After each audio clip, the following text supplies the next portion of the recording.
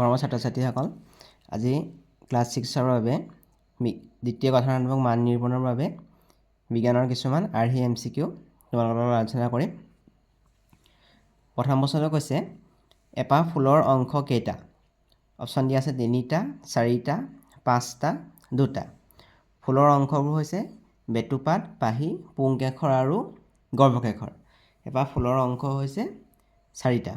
গতিকে ইয়াত শুদ্ধ উত্তৰটো হ'ব অপশ্যন বি।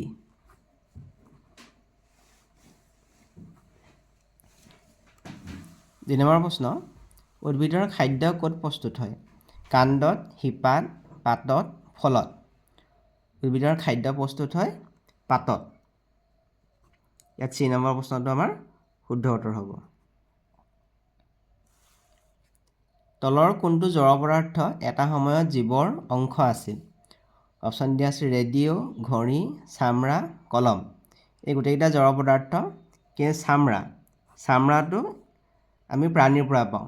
গতিকে চামৰাটো এটা সময়ত জীৱৰ অংশ আছিল। শুদ্ধ উত্তৰটো হ'ব অপশ্যন আমাৰ চি। 4 নম্বৰ প্ৰশ্ন, পাতৰ বহল চেপেটা অংশক কি বোলা হয়?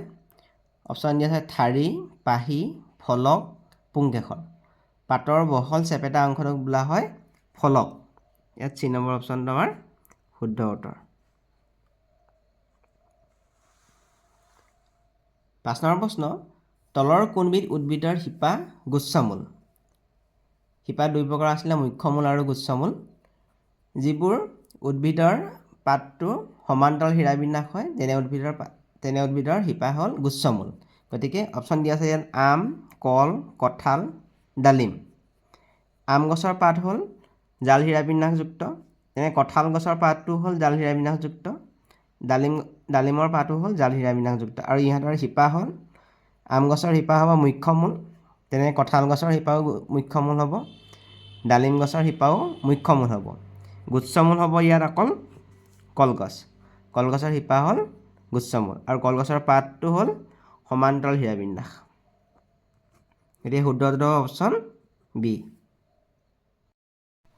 তলৰ কোনটো প্ৰক্ৰিয়া বিপৰীতমুখী? অপশ্যন দিয়া আছে মাটিৰ পৰা মাটিৰ কলহলৈ, ফুলৰ কলিৰ পৰা ফুললৈ, কাগজৰ নাৱৰ পৰা কাগজলৈ, গাখীৰৰ পৰা পনীৰলৈ। আমি যদি প্ৰথমটো চাওঁ, মাটিৰ পৰা মাটিৰ কলহলৈ। মাটিৰ কলহটো আমি বনাই দিয়াৰ পিছত আকৌ তাৰ পৰা আকৌ মাটিখিনি আমি পাব নোৱাৰোঁ। এইটো প্ৰক্ৰিয়াটো বিপৰীতমুখী প্ৰক্ৰিয়া নহয়। তাৰপিছত চাওঁ ফুলৰ কলিৰ পৰা ফুললৈ। ফুলৰ কলিৰ পৰা যেতিয়া ফুলপাহ ফুলিব, সেই ফুলপাহৰ পৰা আকৌ ফুলৰ কলিটো আমি পাব নোৱাৰোঁ। গতিকে এই প্ৰক্ৰিয়াটো বিপৰীতমুখী নহয়। কাগজৰ নাৱৰ পৰা কাগজলৈ। আমি এখন কাগজ ল'লোঁ, কাগজখনে আমি এখন নাও বনালোঁ। যদি আমি কাগজখন আকৌ একেটা ভাজতে আমি ঘূৰাই লওঁ, তেতিয়া আমি আকৌ কাগজখন আমি পাম। গতিকে কাগজৰ নাৱৰ পৰা কাগজলৈ এইটো হ'ল বিপৰীতমুখী প্ৰক্ৰিয়া হয়। পিছতে চাওঁ আমি গাখীৰৰ পৰা পনীৰলৈ। গাখীৰৰ পৰা আমি পনীৰ উৎপন্ন কৰিলোঁ, পনীৰৰ পৰা আকৌ আমি গাখীৰখিনি পাব নোৱাৰোঁ। এইটো প্ৰক্ৰিয়া বিপৰীতমুখী প্ৰক্ৰিয়া নহয়। গতিকে আমাৰ শুদ্ধ অপশ্যনটো হ'ব অপশ্যন চি, কাগজৰ নাৱৰ পৰা কাগজলৈ। 7 নম্বৰ প্ৰশ্ন, শিৰাবিন্যাস কেই প্ৰকাৰৰ? পাতৰ শিৰাবিন্যাস 2 প্ৰকাৰৰ। শুদ্ধ উত্তৰ অপশ্যন এটো হ'ব সমান্তৰাল শিৰাবিন্যাস আৰু জাল শিৰাবিন্যাস। তাৰপিছত কৈছে, ফুলৰ গৰ্ভাশয়ৰ ভিতৰত থকা মণিৰ দৰে সাজোনক কি বোলা হয়? পুংধানী বোলা হয়নে, ডিম্বক বোলা হয়নে, পাহি বোলা হয়নে, ঠাৰি বোলা হয়? গৰ্ভাশয়ৰ ভিতৰত থকা মণিৰ দৰে সাজোনটোক বোলা হয় ডিম্বক। ইয়াৰ বি নম্বৰ অপশ্যনটো শুদ্ধ উত্তৰ। 9 নম্বৰ প্ৰশ্ন, তলৰ কোনটো অশুদ্ধ? প্ৰথমতে দিয়া আছে কেকটাছৰ শিপা বৰ দীঘল, উদ্ভিদৰ পাতে প্ৰচ্ছেদন কৰে, পাৰ্শ্বীয় শিপা মুখ্যমূলত থাকে, তিনি মাছে ফুলৰ সহায়ত উশাহ নিশাহ লয়। প্ৰথমতে চাওঁ আমি কেকটাছৰ শিপা বৰ দীঘল। কেকটাছ মৰুভূমিত পোৱা যায় আৰু কেকটাছৰ শিপা বৰ দীঘল, এইটো শুদ্ধ হয়। উদ্ভিদৰ পাতে প্ৰচ্ছেদন কৰে।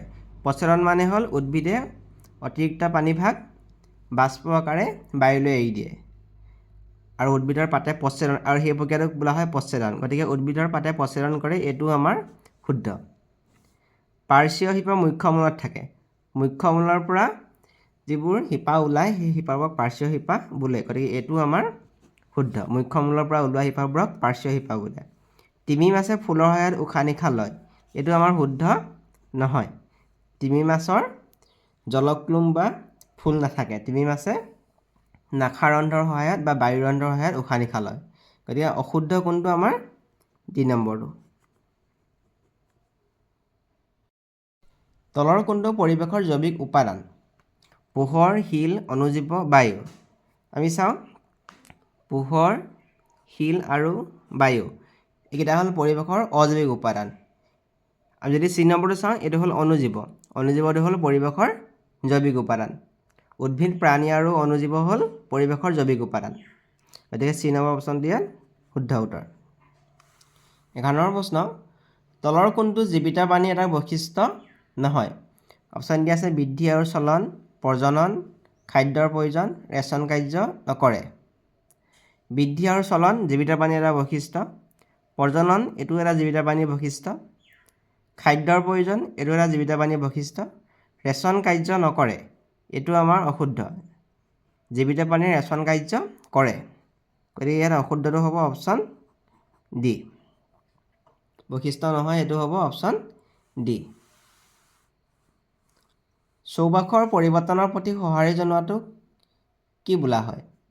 উত্তৰ দিয়া আছে আৱাসস্থলী, অভিযোজন, উদ্দীপক এটাও নহয়।